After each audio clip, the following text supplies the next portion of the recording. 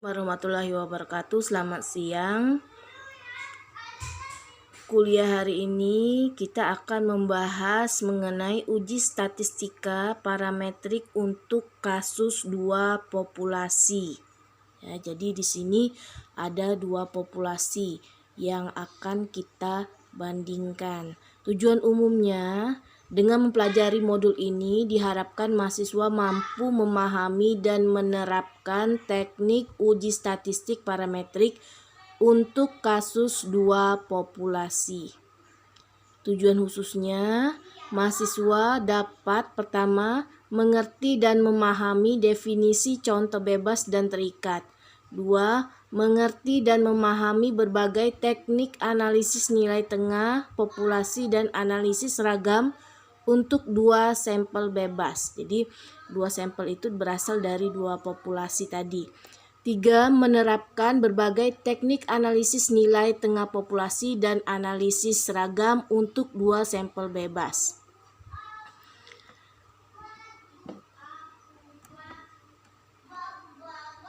Sini kita lihat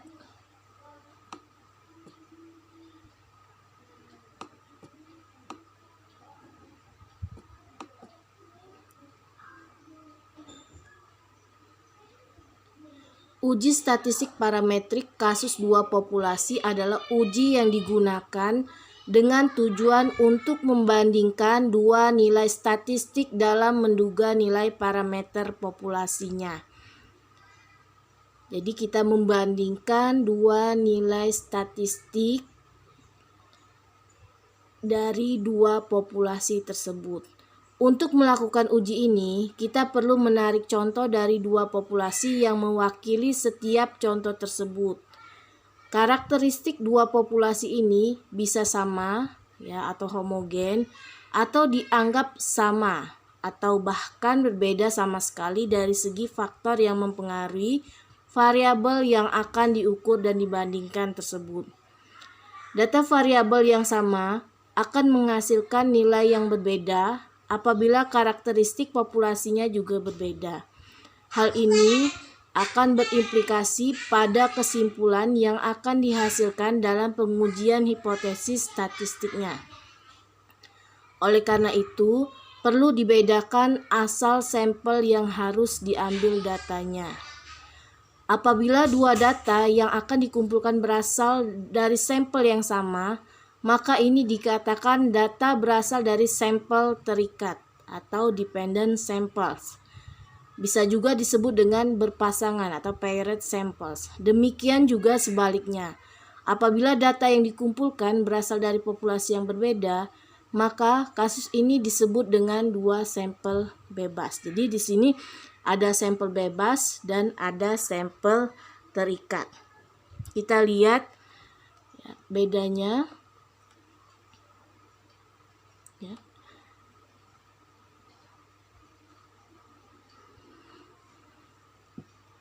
Ya. Sini ada definisi contoh bebas dan terikat ya.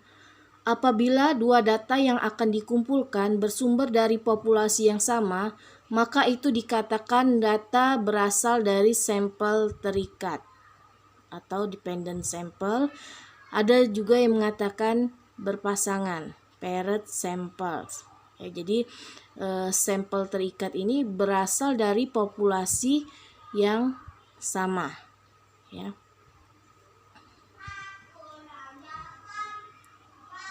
Sedangkan sampel bebas ya, apabila data yang dikumpulkan bersumber dari populasi yang berbeda, maka kasus ini disebut dengan sampel bebas. Ya, jadi berasal dari populasi yang berbeda. Jadi 2 populasi itu berasal dari populasi yang berbeda. Ini bisa dilihat contoh sampel terikat dan sampel bebas. Sampel terikat di sini kita lihat penelitian terhadap 30 petani mengenai dampak bantuan langsung tunai atau BLT terhadap konsumsi keluarga dengan membandingkan kondisi sebelum dan sesudah. Jadi sampel terikat tadi berasal dari populasi yang sama ya, yaitu dalam hal ini keluarga. Jadi membandingkan kondisi saja sebelum dan sesudah. Sedangkan sampel bebas, contohnya penelitian tentang perbedaan pendapatan antara petani yang ikut lelang karet dan tidak ikut lelang. Jadi di sini populasinya berbeda.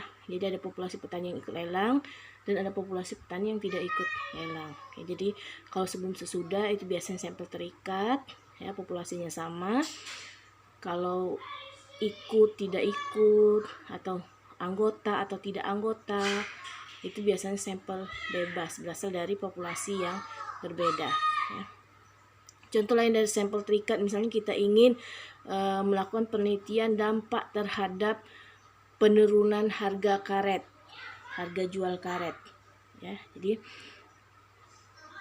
kita menggunakan sampel terikat, jadi dampaknya sebelum dan sesudah penurunan karet terhadap petani misalnya, ya. Atau kita ingin meneliti tentang pendapatan petani yang merupakan anggota kelompok tani dan tidak anggota kelompok tani. Berarti kita menggunakan sampel bebas. Jadi ngerti ya di sini sampel terikat itu apa, sampel bebas itu apa, ya. Jadi sekali lagi ulangi, sampel terikat atau berpasangan itu berasal dari populasi yang sama, ya. Biasanya ada kata sebelum dan sudah. Kalau sampel bebas itu berasal dari populasi yang berbeda. Misalnya ada kata ikut dan tidak ikut, anggota atau tidak anggota, dan sebagainya. Nah, ini penarikan contoh untuk dua nilai tengah contoh bebas. Contoh bebas nih, sampel bebas. Yang pertama, untuk contoh ukuran besar, ya, ukuran besar itu N1 dan N2 lebih besar dari 30. Jadi ada dua kelompok sampel, ya. Jumlahnya lebih dari 30. Kita menggunakan uji Z di sini. Rumus Z jika tau 1 dan tau 2 diketahui. Ini simpangan baku populasinya diketahui. Rumusnya Z sama dengan X1 bar dikurang X2 bar dikurang mu1 dikurang mu2 per akar dalam kurung tau 1 kuadrat dibagi N1 ditambah tau 2 kuadrat dibagi N2. Memiliki nilai tengah mu X bar dikurang X bar 2 sama dengan mu1 dikurang mu2. Standar errornya tau X1 dikurang X2 sama dengan akar tau 1 kuadrat per N1 ditambah tau 2 kuadrat per N2 kuadrat.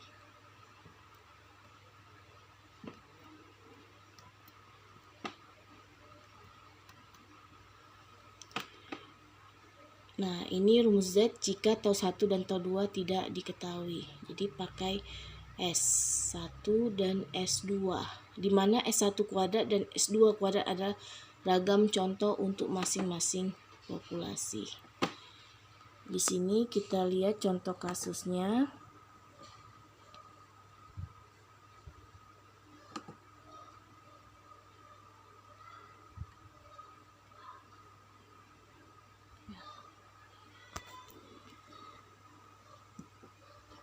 Kita tertarik untuk melihat dampak pencabutan subsidi pupuk tahun 2001 terhadap pendapatan petani padi.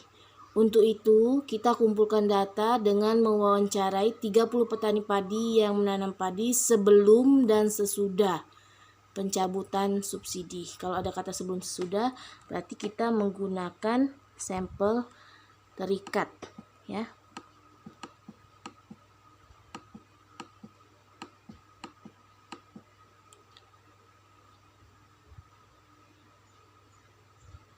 Misalnya data untuk pendapatan sebelum subsidi dicabut ditanyakan pendapatan tahun 2000, sedangkan untuk setelah subsidi dicabut data pendapatan tahun 2001.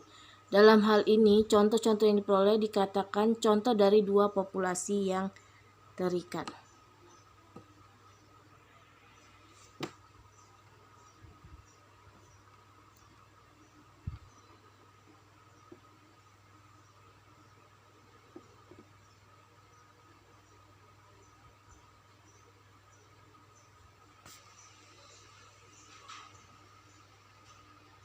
Nah, ini ada contoh lainnya.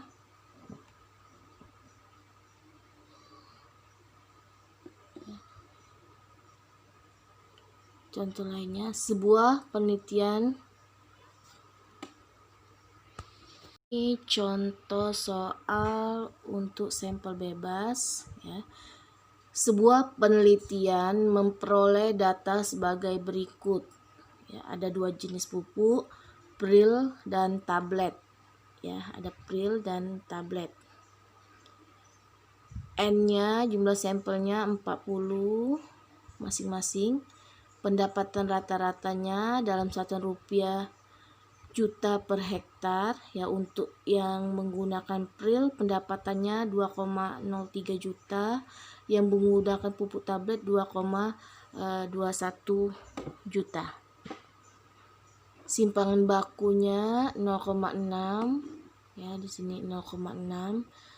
Ujilah apakah pendapatan petani yang menggunakan pupuk urea pril lebih rendah dibandingkan dengan pupuk urea tablet. Jadi kita ingin membandingkan pendapatan petani yang menggunakan pupuk urea pril lebih rendah dibandingkan dengan pupuk urea tablet.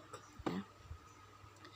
Karena kasus ini sampel ukuran besar, N lebih dari 30, maka langsung dilakukan uji hipotesis 2 nilai tengah dengan hipotesis sebagai berikut. Ya. Langkah pertama pasti kita membuat hipotesis, ya. Hipotesisnya mu A sama dengan mu B. HA-nya mu A kurang dari mu B, ya. Atau mu A dikurang mu B kurang dari 0, karena tadi lebih rendah, ya. Simpangan taunya 0,05, tadi 0,05. Oh, ini alpanya, ya, alpanya 0,05. Z alpha itu bisa dilihat di tabel, min 1,645.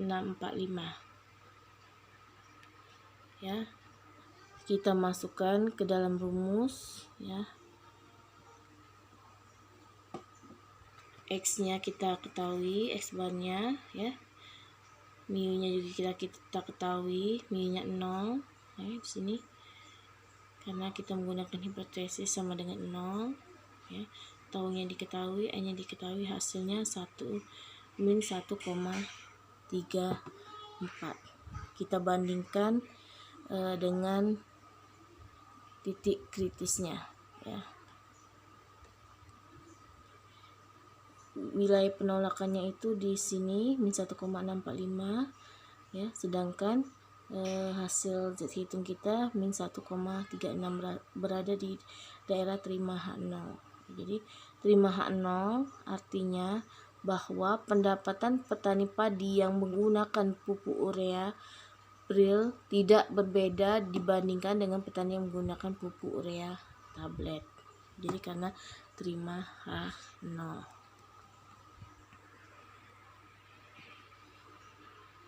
Nah, ini jika contoh ukuran kecil N1 dan N2 kurang dari 30, ya. Langkah pertama itu menguji ragam contoh dari kedua populasi.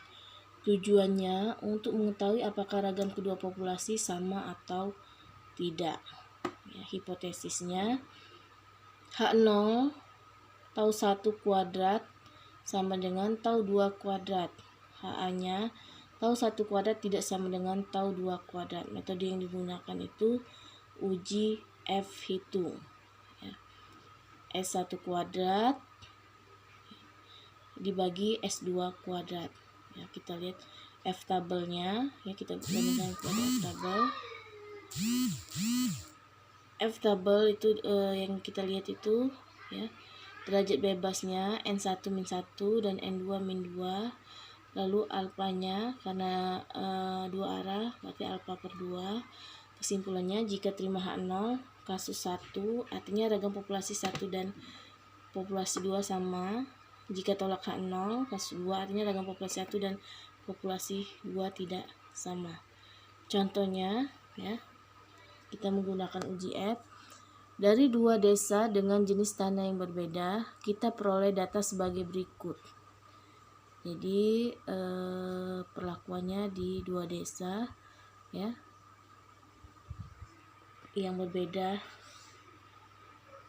jenis tanahnya. Ya, di desa A dan desa B jumlah sampelnya 30 masing-masing. Produksi padinya di desa A 2,03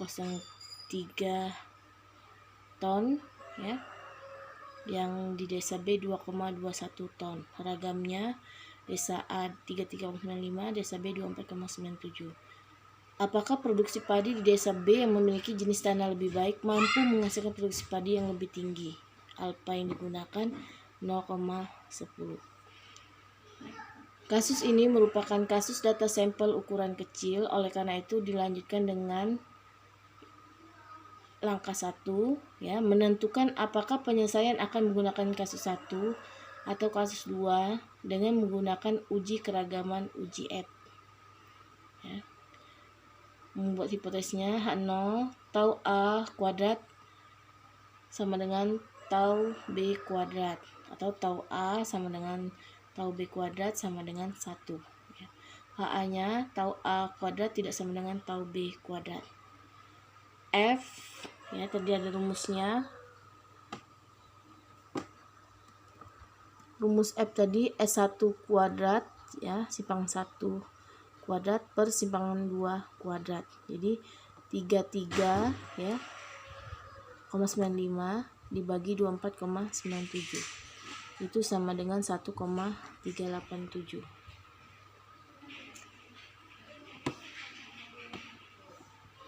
Nah, setelah mendapatkan F hitung, kita lihat juga F tabelnya ya.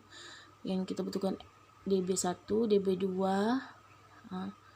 alfa per 2 ya. Sini 1,85.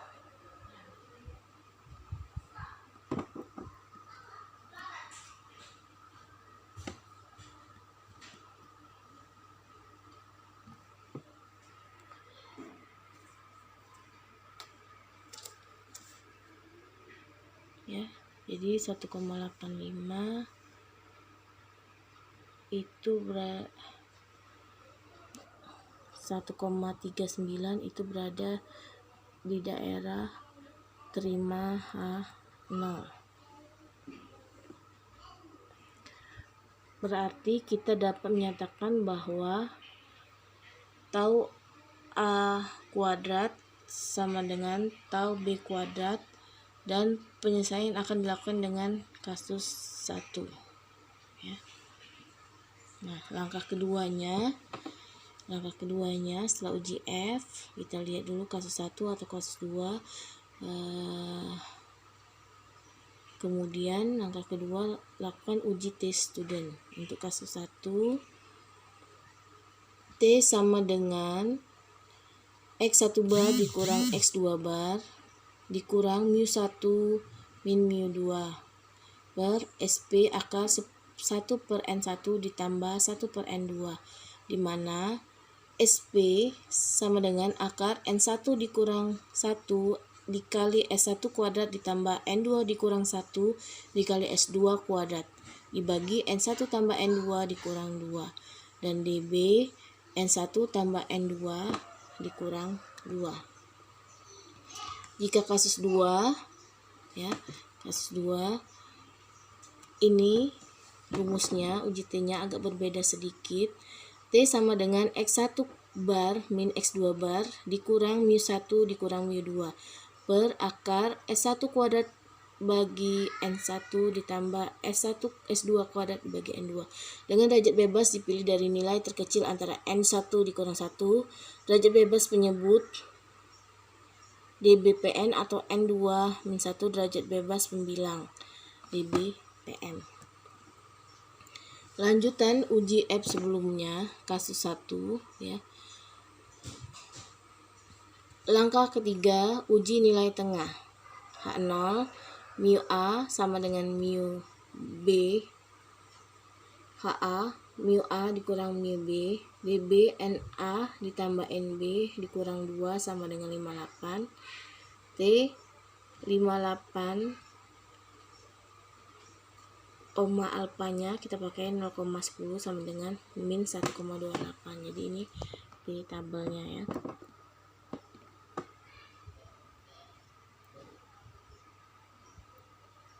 Nah, kita lihat di sini ya, kita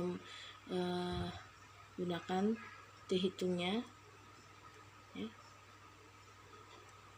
Tadi sudah kita lihat T tabel, sekarang T hitungnya. T hitungnya min 0,128, T tabelnya min 1,28. Jadi ini berada di terima H0. Terima H0 artinya produksi padi untuk desa A dan B tidak berbeda. Contoh atau sampel ukuran kecil N1 dan N2 kurang dari sama dengan 30, itu ada 3 langkah. Langkah pertama itu menguji ragam contoh dari kedua populasi dengan uji F ya. Jika terima H0 maka itu berarti kasus 1. Artinya ragam populasi 1 dan populasi 2 sama. Jika tolak H0 itu berarti kasus 2. Artinya ragam populasi 1 dan populasi 2 berbeda atau tidak sama. Langkah kedua, lakukan uji T student.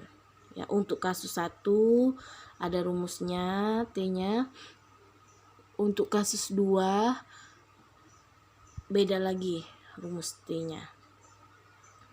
Selanjutnya, langkah ketiga ya, itu uji nilai tengah. Ya, uji nilai tengahnya. Baru dapat disimpulkan ya, tolak atau terima H0. Ini contoh yang tadi ya. Ini contoh kasus 2. Contoh kasus 2 ya.